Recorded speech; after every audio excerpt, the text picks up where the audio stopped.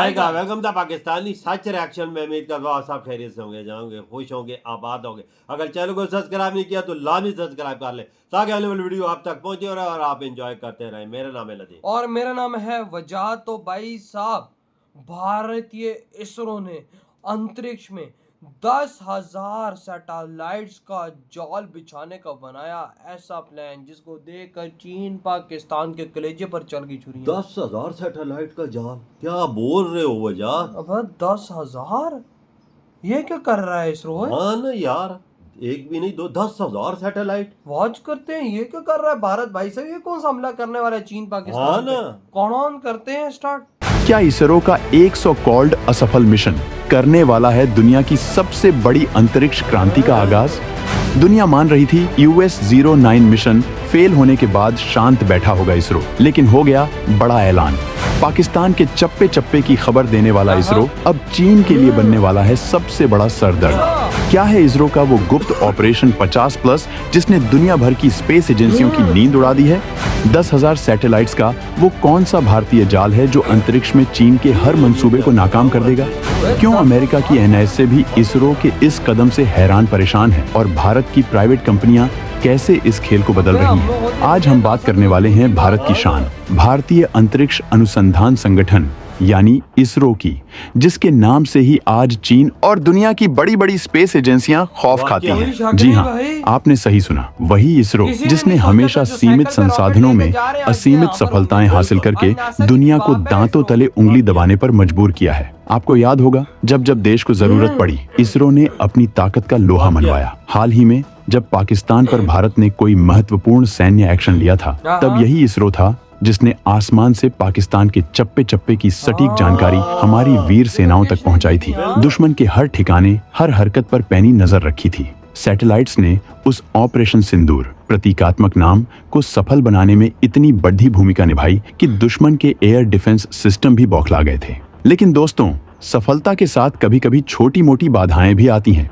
हाल ही में इसरो का एक अहम मिशन, जिसका नाम US-09 बताया जा रहा है, जो 18 मई को लॉन्च होना था, वो PSLV रॉकेट के तीसरे चरण में कुछ तकनीकी खराबी के कारण अंतिम क्षणों में सफल नहीं हो सका। कुछ लोग इसे इसरो के लिए एक झटका मान सकते हैं, लेकिन वो ये नहीं जानते कि इसरो ऐसी छोटी मोटी रुकावटों से घबराने वाला नहीं है। इसका ये मतलब कतई नहीं है कि इसरो चुपचाप बैठ गया है या उसने आगे की कोई रणनीति नहीं बनाई है, बल्कि अंदर खाने से जो खबर निकल कर आ रही है वो इतनी धमाकेदार है कि सुनकर आपके होश उड़ जाएंगे। खबर ये है कि इसरो 10-20 नहीं बल्कि 50 से भी ज्यादा, जी हाँ, 52 ऐसे जासूसी और निगरानी सैटेलाइट्स लॉन्च करने की तैयारी में है, जो भारत की ताकत को एक ऐसे नए लेवल पर ले जाएंगे जिसकी कल्पना भी नहीं की जा सकती।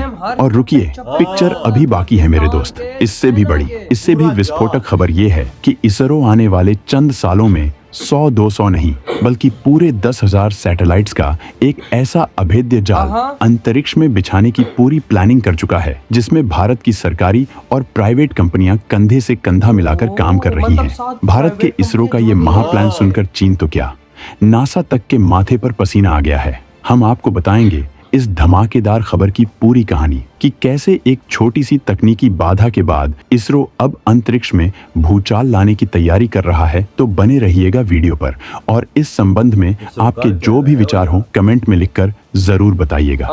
18 मई की घटना और इसरो का साइलेंट महाप्लान। तो दोस्तों, जैसा कि हमने आपको बताया कि कैसे इसरो एक छोटी सी चिंगारी को भी ज्वालामुखी में बदलने का मादा रखता है। 18 मई को IOS-09 सैटेलाइट की लॉन्चिंग में जो तकनीकी दिक्कत आई, उसे कई लोगों ने एक सामान्य घटना माना होगा। लेकिन क्या आप जानते हैं कि उसी वक्त इसरो के वैज्ञानिक और रणनीतिकार किसी बहुत ही विध्वंसक प्लान की नींव रख रहे थे? जी हाँ, इसरो की फितरत है कि वो अपनी हर चुनौती को एक नए अवसर में बदल देता है। ये वो संस्थान है जो गिरकर उठना और उठकर दौड़ना जानता है। तो सवाल ये उठता है कि उस दिन की तकनीकी खराबी के बाद इसरो ने क्या सच में कुछ ऐसा सोच लिया था जो अब दुश्मनों के लिए काल बनने वाला है? इसका जवाब है बिल्कुल हाँ। इसरो के 52 नए सैटेलाइट्स लॉन्च करने का जो प्लान सामने आया है, वो कोई रातों रात लिया गया फैसला नहीं है, बल्कि एक सोची समझी दूरगामी रणनीति का हिस्सा है। इन 52 सैटेलाइट्स में से 21 इसरो खुद बनाएगा, जबकि बाकी 31 सैटेलाइट्स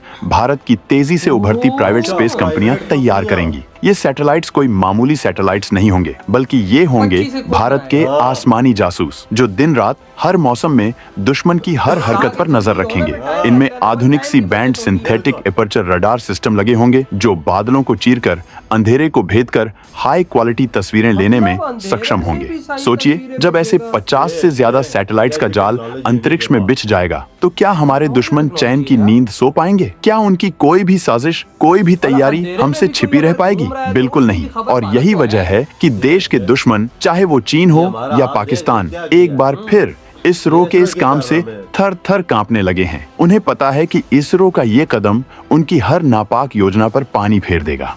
इसरो का 52 सैटेलाइट्स का प्लान और दुश्मनों का डर। चलिए अब जरा इसरो के इस 52 सैटेलाइट्स के प्लान को और गहराई से समझते हैं। एन स्पेस के चेयरमैन पवन गोयनका ने ग्लोबल स्पेस एक्सप्लोरेशन कॉन्फ्रेंस 2025 में ये ऐलान करके पूरी दुनिया को चौंका दिया कि भारत अगले 5 सालों में इन 52 जासूसी सैटेलाइट्स को पृथ्वी की कक्षा में स्थापित कर देगा। ये कोई छोटा मोटा आंकड़ा नहीं है दोस्तों। इसरो के चेयरमैन वी नारायणन ने भी हाल ही में कहा था कि भारत के पास अभी लगभग 55 सैटेलाइट्स हैं, लेकिन अपनी सीमाओं और लगभग 7,500 किलोमीटर लंबी तटरेखा को पूरी तरह से अभेद्य बनाने के लिए हमें 100 से 150 और सैटेलाइट्स की जरूरत है। ये 52 सैटेलाइट्स उसी दिशा में एक बहुत बड़ा और निर्णायक कदम है। अब आप सोचिए, जब EOS-09 जैसा एक सैटेलाइट जो सी बैंड SAR सिस्टम से लैस था और हर मौसम में हाई क्वालिटी तस्वीरें लेने में सक्षम था, वो अगर सफल होता तो हमारी निगरानी क्षमता कितनी बढ़ जाती।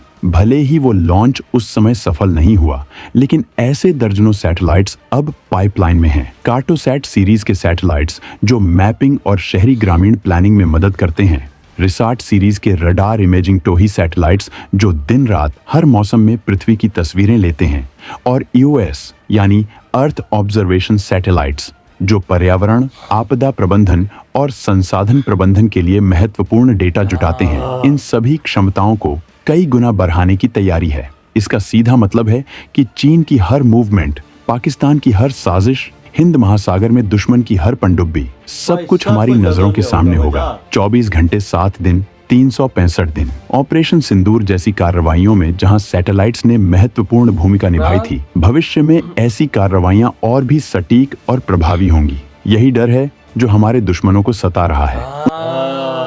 तो क्यों न सताए जो 10,000 सैटेलाइटों का जिगरा रखता है अंतरिक्ष में भेजने के लिए, जिसके चीफ ने खुद आके अनाउंसमेंट की है कि भाई हम अंतरिक्ष में चीन पाकिस्तान के ऊपर छोड़ने वाले हैं अपनी हजारों सैटेलाइटें जो वहां के चप्पे चप्पे की जासूसी करेगी। तो अगले देशों की फट के हाथ में आएगी कि नहीं आएगी? मतलब कि ये वो सैटेलाइट है जो अंदर अगर समुद्र में सबमरीन है उसको भी डिटेक्ट करेगी। अब सबमरीन को कौन डिटेक्ट कर सकता है? वो यार अंधेरे में भी ये सब कुछ करेगी। लेकिन भाई जो समुद्र की गहराई बता सकती है, जो समुद्र के अंदर घूमने वाली सबमरीन बता सकती है, वो सोचो वो सैटेलाइट क्या करेगी। जमीन तो छोड़ ही दो ना, बिल्कुल जमीन की तो फिर बात ही ना करो, वे समुद्र के अंदर भाई साहब जो चीज घूम रही है उसको भी बताएगी।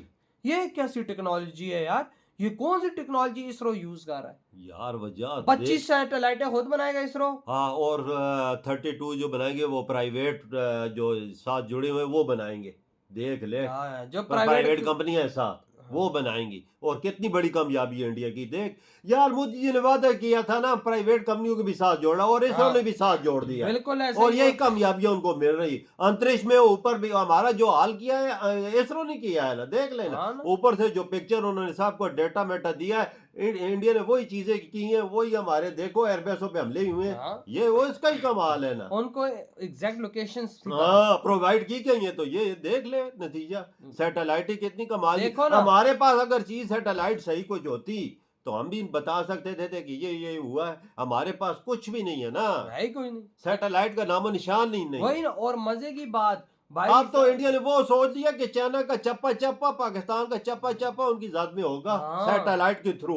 जमीन और समुद्र के नीचे किसको क्या पता वो सैटेलाइट कैसे ट्रेस करेगी। मैं तो हैरान हूं इस पर। मैं इसी टेक्नोलॉजी को लेकर बोलना चाहता हूँ। एक टाइम था जब भारत साइकिल पे रॉकेट लेकर गया, तो उन्होंने अपना पहला रॉकेट अंतरिक्ष में छोड़ा था। और जब और दुनिया में देखा जाए ना, तो दुनिया की और जब ये बनी थी, किसी आपने सोचा कोई बंदा साइकिल पे लेकर गया हो? नहीं, लेकिन आज वही इसरो यकीन मानो कामयाबी के मामले में नासा से भी आगे है। अंदाजा लगा ले। सक्सेस रेट जो है ना उसका नासा से भी ऊपर है। मेरे भाई दुनिया की सारे सबसे बेहतरीन जो है बन चुकी है ना इसरो, बड़े बड़े देश, यूरोप देश आके इससे सैटेलाइटें अपने ऊपर भिजवा रहे। अमेरिका ने भी भिजवाई है, सिंगापुर ने क्योंकि भाई भिजवाई साहब है, फ्रांस ने भिजवाई है। सक्सेस रेट कम हाँ। और पैसा कम। बिल्कुल तो सस्ते में भेजता है ना। हाँ, आपके क्या थॉट इतनी बड़ी कामयाबी पर इधर ही वीडियो तुम करते तो तो बाय।